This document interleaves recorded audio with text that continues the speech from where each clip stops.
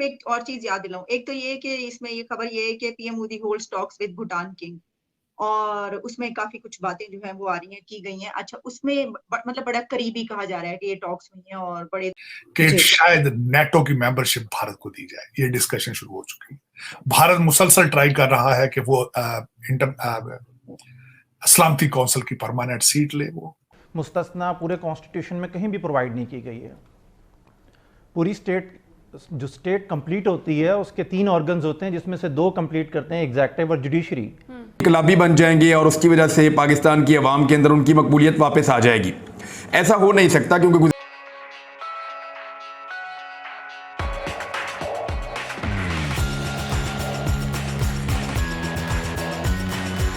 दोनों कंट्रीज के अच्छे रिलेशंस नजर आ रहे हैं। लेकिन इस आपको याद होगा, हाँ, आपने पिछला प्रोग्राम जो मेरे साथ किया था उसमें हमने करेंसी पे बात की थी। तो अब उसके बाद एक और खबर जो आई वो ये थी कि इंडियन और मलाइशियन रुपी जो है उसके अंदर ट्रेड उन्होंने किया इंडिया।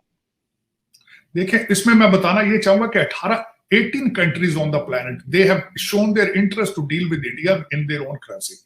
अब मैं यहाँ पर रीसेंट 3 चीजें बताना चाहूंगा आपको जो इस वक्त रीसेंट अमेरिका के लिए, और मैं समझता हूं उसमें भारत भी इन्वॉल्व होता है क्योंकि now they are lovey dovey and they are allies with each other. और दूसरी तरफ जो पार्टी सबसे स्ट्रॉन्ग इनके खिलाफ इस वक्त उठी है, रशिया चाइना है, उनका इत्तेहाद एक दूसरे के खिलाफ। कल की सख्त खबर यह थी कि Japan is buying Russian oil, और उसके बाद दूसरी बात यह थी कि Macron is travelling to China. तीसरी बात यह थी कि ब्रिक्स जो है दे आर डंपिंग डॉलर। जो मैंने लास्ट सेगमेंट किया आपके साथ, उस पर मैंने बोलने की कोशिश की थी डी डॉलराइजेशन। एक नया वर्ड उसी के कंपैरेबल उसके सामने आ रहा है, जिसको हम पहले फ्यूचर में कहते थे पेट्रो डॉलर, अब उसको कहा जा रहा है पेट्रो युआन। और दूसरा ब्राजील के बढ़ते हुए रिलेशनशिप विद चाइना, जो कि अमेरिका के बैकयार्ड के अंदर मौजूद है। तो इसमें इस वक्त जो 2 जो मेजर एलाइज बन के सामने उभर रहे हैं, क्योंकि अमेरिका शो कर रहा है अपना इंटरेस्ट इन साउथ चाइना सी और साउथ के पास, वहां पे strongest allies US and China, no US and India, और उसके बाद चाइना एंड रशिया। अगली, बल्कि कल खबर एक और आई थी न्यूयॉर्क पोस्ट में कि अगली वार अमेरिका शुरू करेगा गुआम से। गुआम क्योंकि चाइना के नेबरहुड में है, पैसिफिक में है, और America is trying to counter something. हालांकि है अमेरिका भी इस वक्त लीडरलेस और हेडलेस, लेकिन ultimately Pentagon is still strong, तनख्वाहें ले रहे हैं, एक बहुत बड़ा पेरोल है उनका। लेकिन ये कि वो भी अपना कहीं ना कहीं से चीजें शुरू करते हैं। लेकिन American support is declining, foreign policy is declining, हमारा military industrial complex is under threat, inventory short, सारी चीजें, सोशलिज्म का बढ़ना, political instability within the country, people have lost the faith on the institution of election. है कि how China is buying the world इस वक्त। मैं America की छोटी सी मिसाल देना चाहूंगा, क्योंकि जब वो they are going after Taiwan को कुछ साउथ अमेरिकन कंट्रीज की सपोर्ट हासिल थी।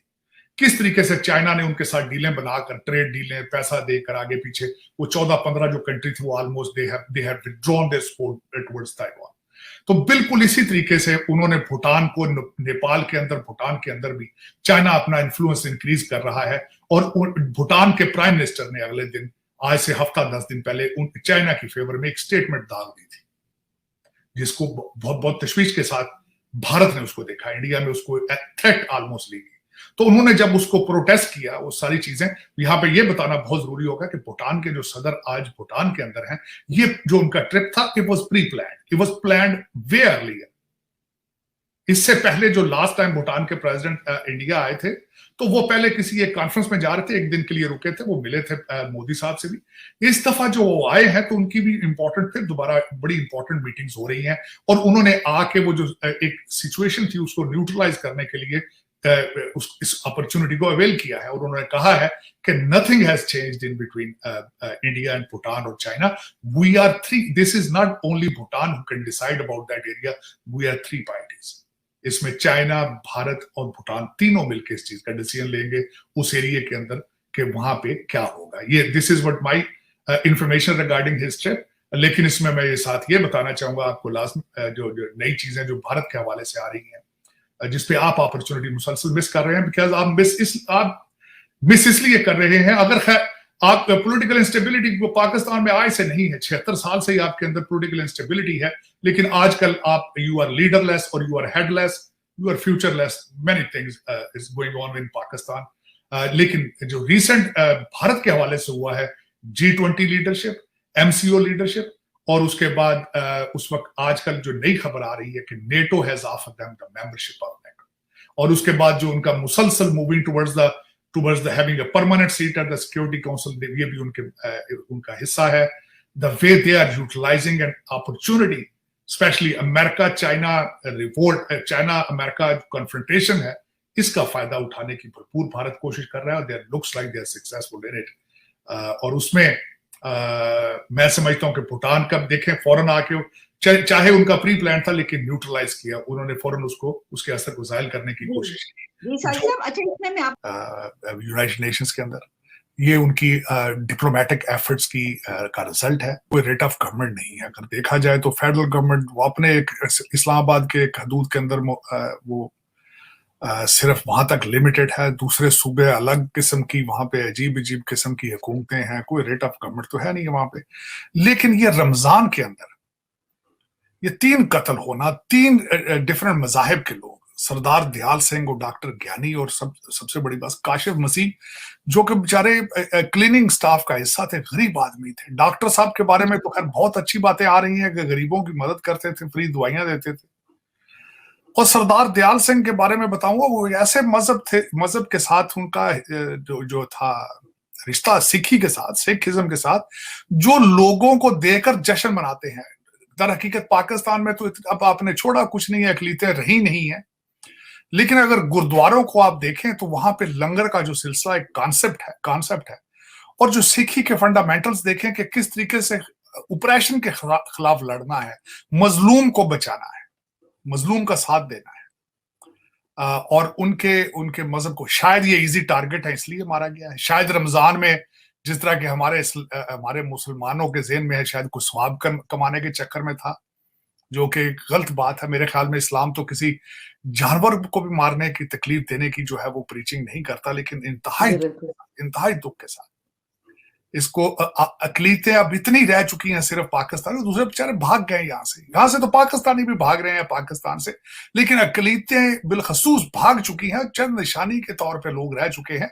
आपको संभाल के रखना चाहिए उनको। ये आपका एक मजहबी और इखलाकी और ये सारे फरीजे बनते हैं, लेकिन इस माह रमजान के अंदर, जो कि बहुत बाबरकत महीना है according to Islamic preaching and teaching, उसके अंदर ये 3 कत्ल होना इंतहाई गैर इस्लामी दुख के साथ मैं कहूंगा।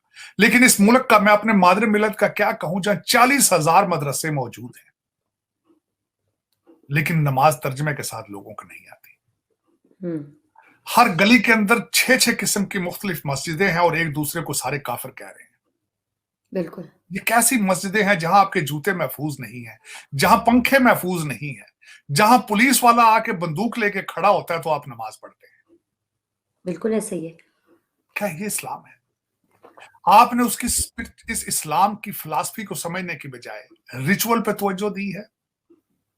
आप, मेरे बहुत ज्यादा दोस्त है पाकिस्तान के अंदर जो कि बहुत ज्यादा मजहबी प्रिटेंड करते हैं, ज्यादातर इल्हाज और जखीरा अंदोजी, ज्यादातर हाजी हैं और जखीरा अंदोज हैं। इस एक बाबरकत महीने के अंदर वो कहते हैं कि हमने 11 महीने के पैसे कमाने हैं।